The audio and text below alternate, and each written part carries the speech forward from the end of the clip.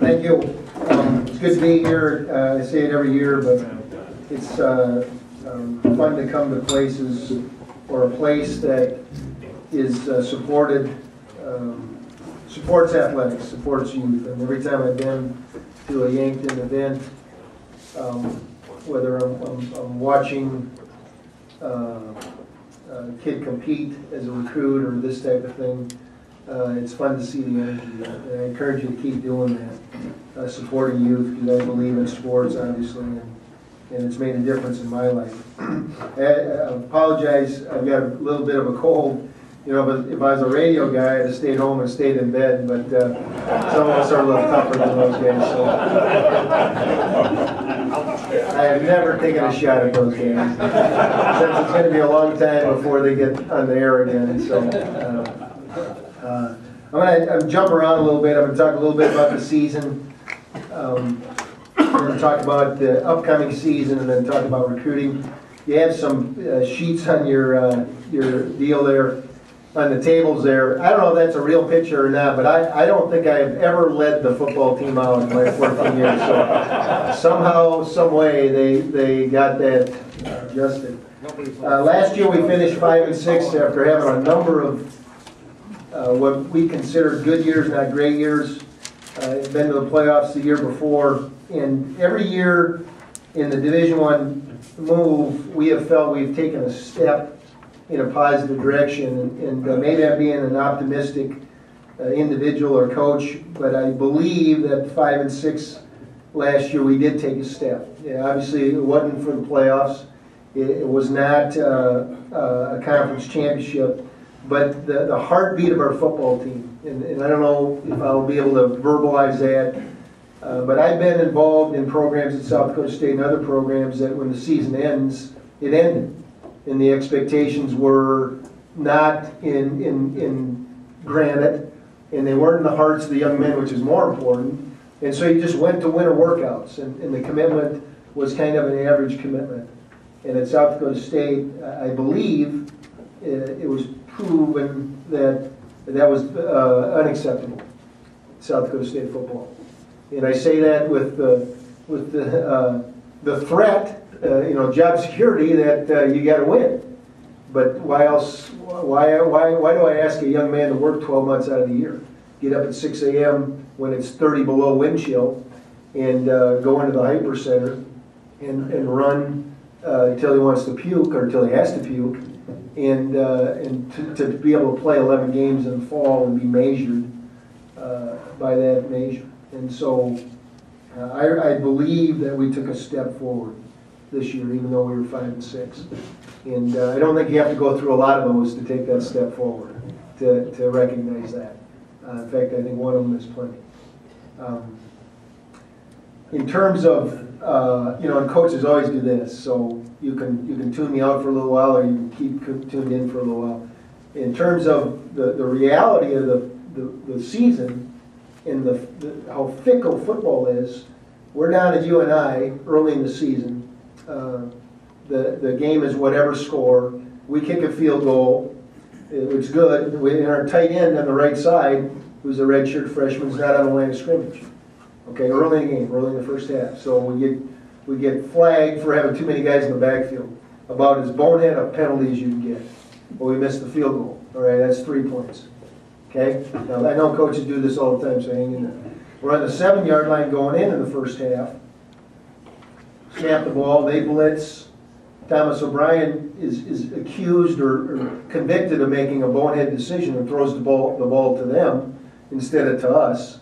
All right, that's 7 points. All right, we're on the 7-yard line, at least 3 points and probably 7 points. Well, when you look at the film, it was our center that didn't block the right gap that caused that error. But again, the quarterback, like the guy for Pittsburgh, takes some heat, right? The Pittsburgh Steelers. Okay, at the end of the game, it's a 3-point game, and we onside kick. They recover, they mess around, and then they're a little arrogant down at UNI. They throw kind of a Hail Mary pass, and they score. So it's a 10-point game, and it looks on paper that we got beat by 10. They should have been struggling from the 20-yard line at the end of the football game to try to win the football game. If we win that football game, or when we win that football game, we're 5-3, they're 5-3, Western Illinois is 5-3, and guess who the automatic qualifier for the NCAA playoffs is? South Dakota State. One football game, and really, in a lot of cases, a number of one-play sequences that you just make one of. Don't make a bonehead error and so on. Now that is football, but I'll tell you how I define that to our players.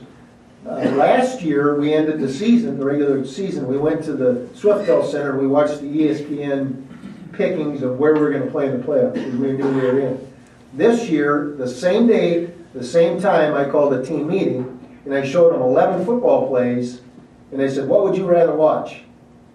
These plays, where we fell short in our 6 football games, had we made one of them, we'd be watching ESPN now. All right? But again, that is football. And I wasn't trying to beat them up. They know that. I have zero interest in having a young man walk out of a room and feeling like it was his fault or whatever. But I was showing them, trying to be objective and create that feeling that I talked about earlier, that this is unacceptable. And so ideally, and I think it's been proven again through winter workouts, that our guys are going to continue to work hard and put themselves in position to try to make the playoffs, try to win some games, and ideally get to a warmer climate in January and play for a national championship. And North Dakota State, who should not have been in the playoffs in the end, could have very easily been in that national championship game, because they could very easily beat Eastern Washington out there. So our guys believe they can do that, and they're working. Next year, I cannot, we've just got an agreement with a school for our 11th game. Right now, our guarantee game, or our FBS game, or money game, whatever you want to call it, is Illinois. We go to Illinois. We play Cal Poly out there, which is a really good FCS team from the Great West, which is disbanding, and they're going to be in the Big Sky. They beat us 2 years ago when we made the playoffs. A good football team, a unique football team, unique offense, unique defense, really stretching. We didn't want to play that football game. We did not want to play them, but because of that, we lost 2 players out there last time because of knee injuries, just the way they play, not dirty, but anyway, it's hard to schedule. I've been asked for the last 18 years, what is the toughest thing about the move, and by far it's been the schedule. Nobody wants to come to Brookings, South Dakota, and when they come, it's either result on the football field or the ability to get there that says they're not going to come back, all right? And that sounds a little arrogant, I know, but it's a tough place to get people to. So I said to Rob Peterson, who does our scheduling the other day, I said, you know, we're always, if we don't change this thing, we're always going to have 5 home games and 6 away games, because we're always going to have a money game. So then we're going to have 2 non-conference games, and one will be away, one will be home. I said, buy a game. Buy another game. Well, we offered Morgan State this year $200,000 to come play us, and they didn't come play us. All right, because they can drive up the road and play the other 15 FCS schools that are within probably 4 hours of their school. So I'm not whining. I'm just trying to give you maybe a little insight of what's in store. 3 years ago, North Dakota State, a couple of years, I don't know how long, went to Ball State, I think. Their guarantee to go to Ball State, which is 1A game, was $150,000. We're an FCS team, trying to get an FCS team come play us. We're paying $200,000. Right? So it's an investment. I will talk about that later on.